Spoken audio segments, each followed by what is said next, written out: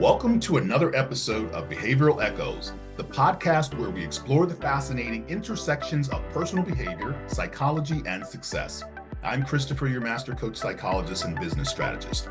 And today, along with Lisa Oburn, our certified life and business coach, as well as our positive psychology enthusiast, to discuss how our body language can make or break many of our interactions, both personal and professional. Welcome, Lisa. Thank you. It's great to be here. Let's dive right in. Many of us don't realize how much our body language influences our interactions. We might be missing out on opportunities to be more influential and impactful simply because we're not aware of how we present ourselves. Lisa, from a positive psychology perspective, how important is body language in shaping our interactions? Body language is incredibly important. Positive psychology emphasizes the role of our behavior in fostering well being and positive relationships. The way we hold ourselves, make eye contact, they're essential for building any type of trust and rapport. What do you think, Chris, as a psychologist and NLP practitioner? Well, in psychology and personal change with NLP, we see body language as a critical component of effective communication because it's not about what you say, but how you say it. Your posture, your facial expressions, and even the way you use your hands conveys authority, attentiveness, sincerity. Being mindful of these nonverbal cues really significantly enhances a person's ability to influence and connect with others. I really like that. Maybe we can provide a couple of examples. Like, imagine you're in a business meeting pitching an idea to potential investors. What are some key body language cues that anyone should be aware of? Well, in a business setting, the way you physically present yourself can determine how your message is received. For example, maintaining an open posture, standing or sitting up straight with your shoulders back signals confidence and readiness. Avoid crossing your arms or things like that, or covering your face, because this can come off as defensive or closed off. As well, making consistent eye contact. Now, I'm not saying stare at the person, but making consistent eye contact at least shows that you're engaged, and it tends to indicate that you're sincere. This is going to help build trust with your audience or whoever you're talking to, and maybe even acknowledging, like with a nod, that yes, you agree, I heard you, go on. I'd add to that as well, a genuine smile can be Ah, incredibly powerful because it conveys warmth that you're actually there and you're approachable. You want to be engaged, you want to be part of that, and you're receptive to the ideas being shared. And using purposeful gestures really emphasize points that can enhance your communication, making it so much more memorable and dynamic.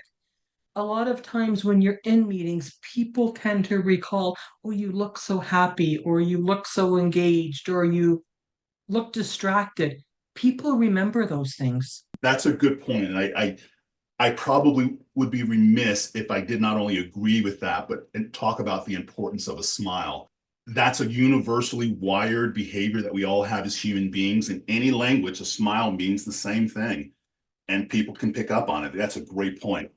Maybe we should consider a couple of personal interactions or just a personal interaction. Like, suppose you're having a difficult conversation with a friend. We've all been there. How do you think our body language can help navigate a situation like that? And I like that concept. In personal interactions, especially when those conversations are difficult, empathy and openness are key. Leaning slightly forward shows that you're attentive and concerned about the other person's feelings. Nodding occasionally, as you mentioned, when someone speaks, can signal that you're listening and really validating your experience. And the other thing as well is if the other person is sitting, that body language of also being at the same level of them is key when you're in that type of scenario. You're not looking down at them. And this really helps to create a safe space for open, honest communication. Absolutely. I like the idea of reflecting back the other person's body language in a subtle way. This can also build rapport, but it also shows empathy. For example, so when you're sitting, placing your hands on your lap, if their hands are there, you can place your hands there. When they move their hands to the table, move your hands to the table. And what you're doing is you're ebbing and flowing with them almost as if you were in a dance. Ensure that your face is relaxed and your expressions are soft. And oftentimes in the intensity of interactions, this can actually de-escalate the tension and promote a calm, constructive dialogue. These are just a few examples. I think they highlight how crucial body language is in shaping our interactions. What are your final thoughts, Lisa, on how listeners can start applying what we've shared with them today? Just being aware of where their hands are in space and how they're sitting in, what their head's doing, what their eyes are doing. I think that's a great point, and it's important to become aware of your body language.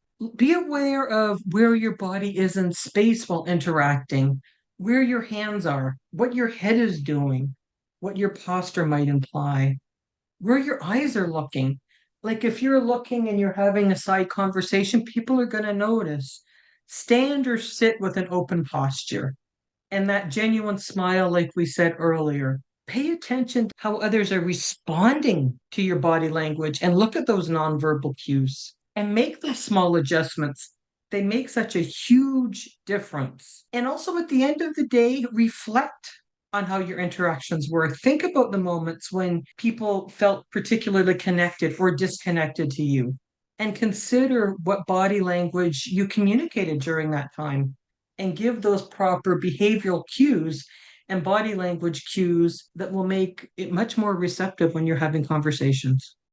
Well, folks, that's all for today's episode of Behavioral Echoes. Remember, your body language is a powerful tool in shaping how you are perceived and how effectively you connect with others. Be mindful of how you show up. You can seize more opportunities to influence and inspire more people. Thanks, Lisa, for sharing your insights. Thank you. As always, it's an absolute pleasure being here. Until next time, folks, keep tuning in to how your actions, both verbal and nonverbal, echo through your life and the lives of others. If you've enjoyed this episode, please follow us and engage in conversation with us. You never know who you might be helping.